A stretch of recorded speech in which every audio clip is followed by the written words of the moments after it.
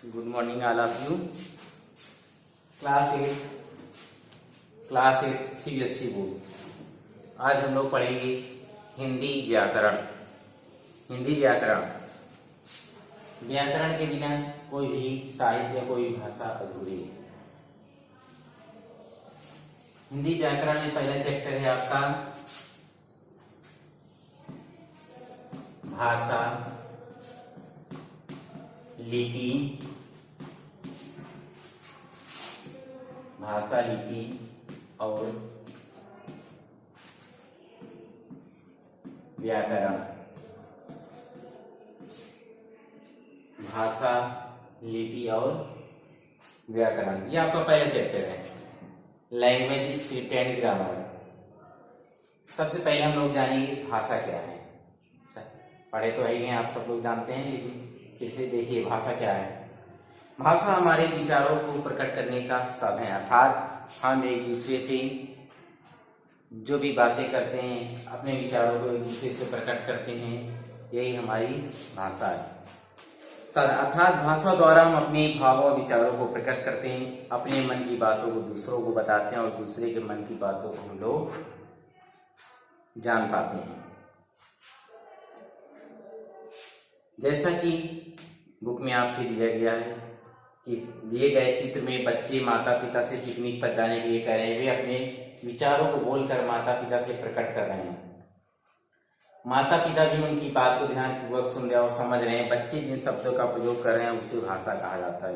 अर्थात जैसे आप अपने मम्मी पापा से कहीं जाने के लिए घूमने फिरने के लिए कुछ भी बोलते हैं, कुछ कहते हैं हमें ये चाहिए, यहाँ जाना है वहाँ जाना है, ये सब क्या है? भाषा है। पशु पक्षियों की भी अपनी भाषा होती है। पशु पक्षियों की भी अपनी भाषा होती है, लेकिन पशुओं की भाषा, पशु और पक्षियों की भाषा समझना आसान नहीं है। अर्थात मनुष्यों की बस की बात नहीं समझना, लेकिन पशुओं की भाषा पशु समझ सकते हैं, पक्षियों की भाषा पक्षी समझ सकते हैं, लेकिन हम लोग उनकी भाषा को बहुत कम समझ पाते हैं। इसीलिए महान कवि गोस्वामी तुलसीदास जी ने कहा है, खग जानहि जागहि की भाषा। खग जानहि जगहि की भाषा, अर्थात खग खग की ही भाषा जानता है। देखिए डेफिनेशन क्या है भाषा की। भाषा वह साधन है जिसके द्वारा हम अपने विचारों को बोलकर व लिखकर दूसरों के सामने प्रकट करते हैं।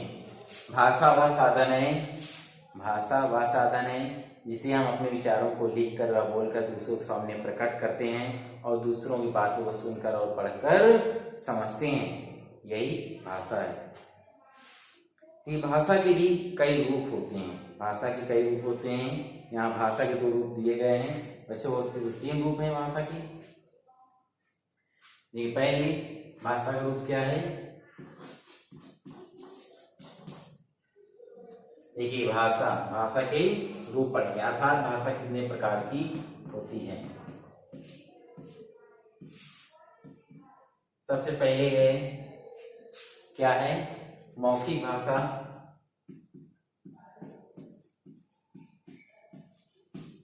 मौखिक भाषा। फिर है लिखित भाषा और है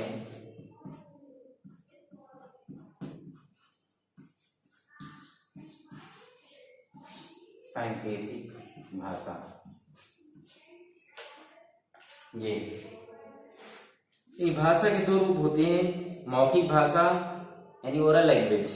भाषा का वह रूप जिसे हम बोलकर अपनी बातों को दूसरों तक पहुंचाते हैं, वह मौखिक भाषा कहलाती है। यानी हम बोलकर कोई बात कहें, जैसे हम बोलकर आपसे कुछ कह रहे हैं, ये मौखिक भाषा हुआ।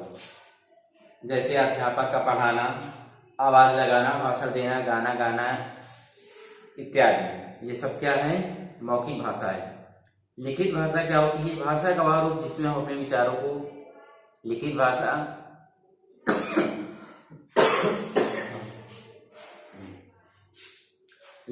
भाषा का रूप जिसमें हम अपने विचारों को लिख कर दूसरों तक पहुंचाते हैं, उसे हम लिखित भाषा कैसे है, जैसे पुस्तक लिखना, पुत्र को पत्र लिखना, लेटर लिखना, एप्लीकेशन लिखना, ये सब क्या है, लिखित भाषा है।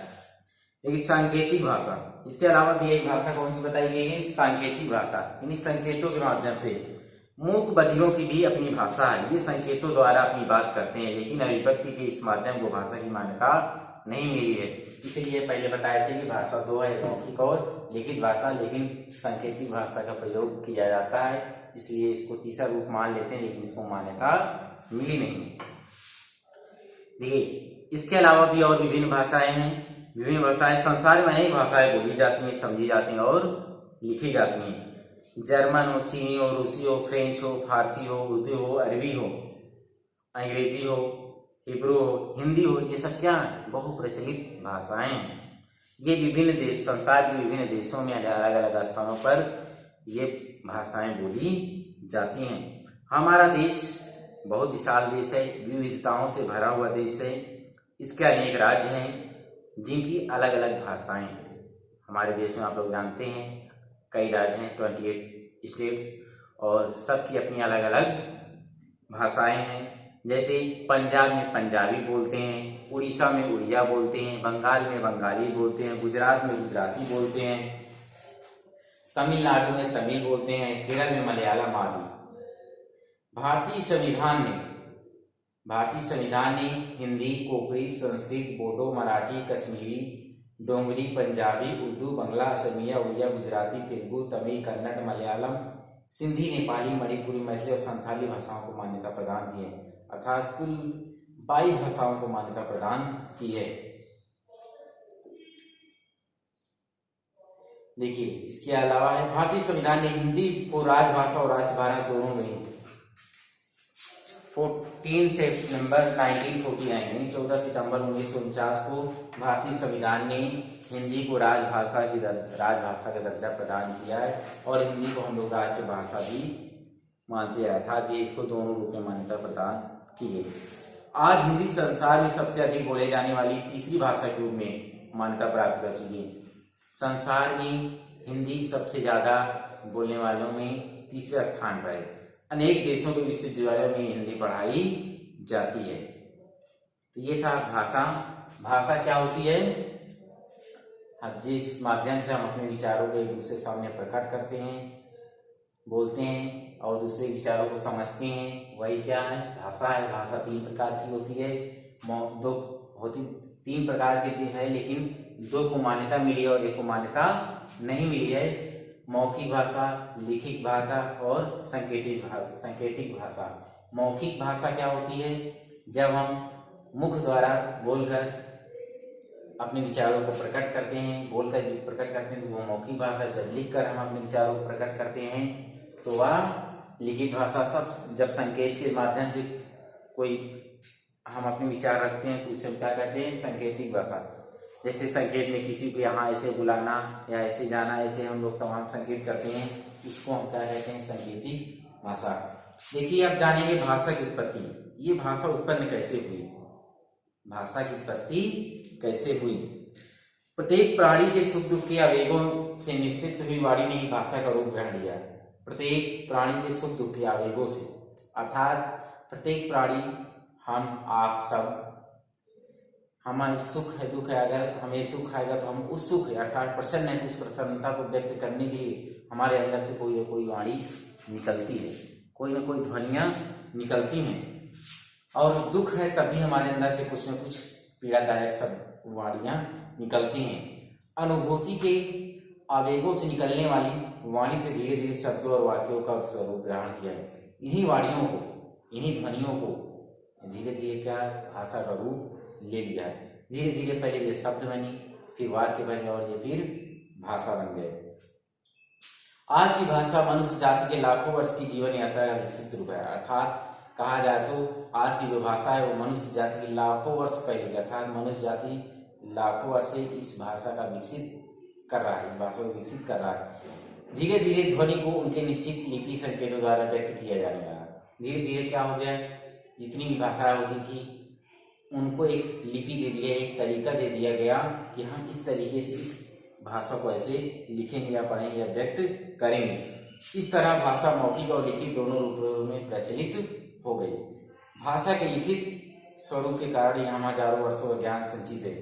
भाषा के लिखित रूप का ही ज्ञान, भाषा के लिखित रूप का ही कमाल है कि हजारों वर्षों पूर्व हुई घटनाओं को आज हम लोग पढ़ते हैं, उसके बारे में जानते हैं। महाभारत, रामायण, वेद, पुराण, ये सब अल्लाह कुरान, ये सब क्या है, कुरान वगैरह, बाइबल वगैरह, ये सब लिखित भाषा के ही उदाहरण है। ये अगर ये हजारों वर्ष पूर्व लिखी नहीं गई होती, लिखित में नहीं होती, तो आज इनके बारे में हम कभी जान नहीं सकते। आज हजारों वर्ष पूर्व घटनाओं को हम लोग समझते हैं, जानते हैं। देखिए अब है बोली। भाषा का स्थानीय या क्षेत्रीय रूप बोली कहलाता है। हमारे स्थानीय क्षेत्रीय रूप यानी हमारे आसपास के क्षेत्रों में जो भाषा बोली जाती है उसे ही हम क्या बोलते हैं, बोली। इसीलिए बोलियों का अधिकतर नामी स्थान या क्षेत्र पर ही आधारित होती हैं। जैसे राजस्थान में राजस्थानी, ये क्षेत्रीय हो गया, उस क्षेत्र के नाम पर ही आधारित हो जाती है। जैसे राजस्थान में राजस्थानी, गुजरात में गुजराती, अवध में अवधी, छत्तीसगढ़ में छत्तीसगढ़ी। ये लिपि यानी स्क्रिप्ट।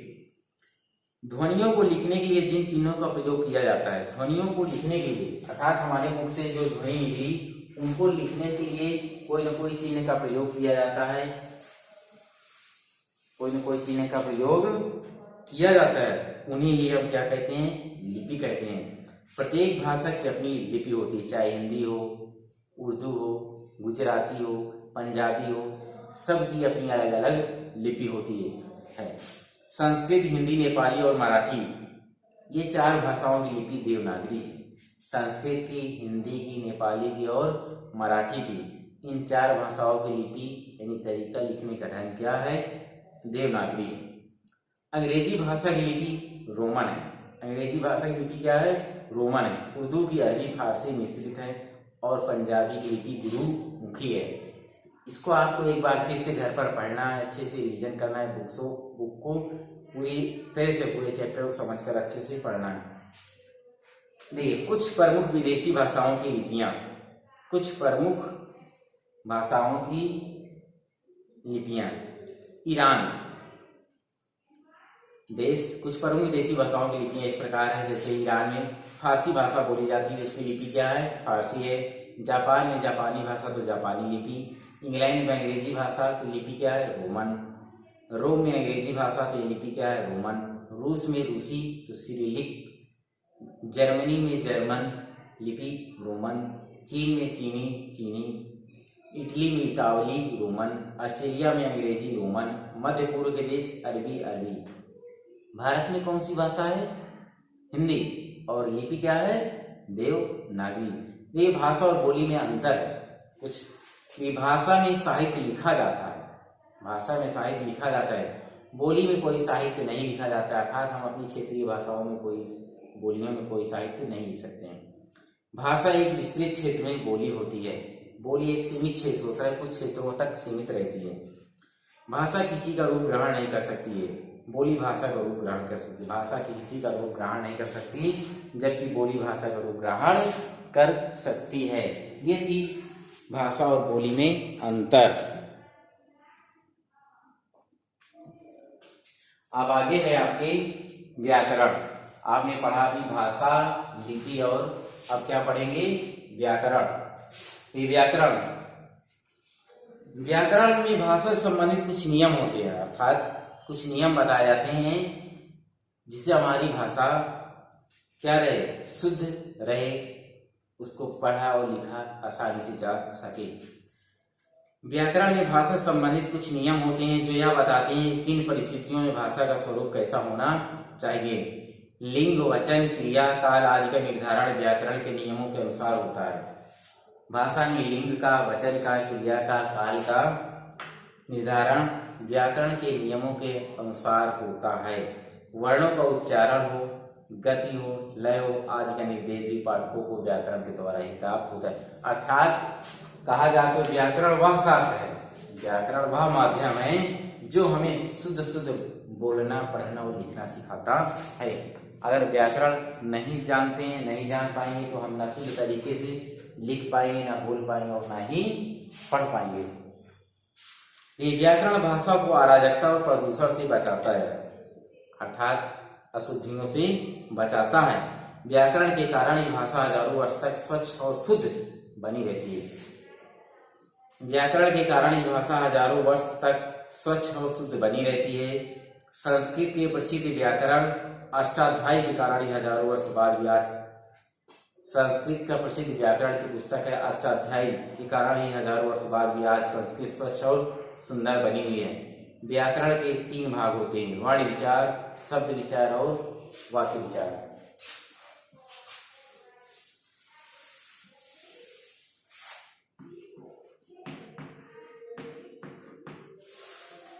व्याकरण के 3 प्रकार बताए गए हैं।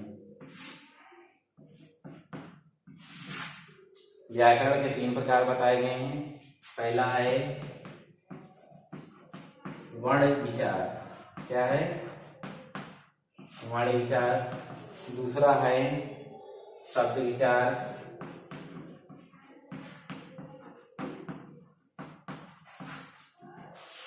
तीसरा है वाक्य विचार।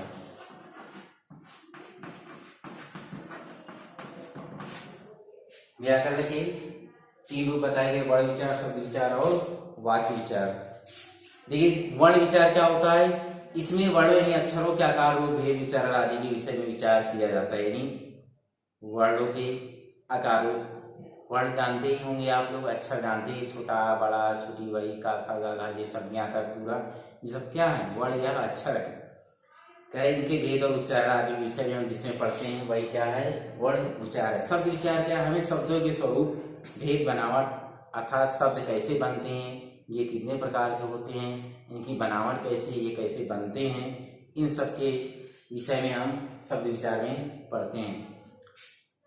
वाक्य विचार, इसमें वाक्य रचना, वाक्य भेद, यानी वाक्य रचना, वाक्य कैसे बनते हैं, वाक्य कितने प्रकार के होते हैं, वाक्यों के बीच संबंध क्या होता है, कहाँ पर कौन सा चिन्ह लगेगा, विराम चिन्ह आदि विषय में हम पढ़ते हैं।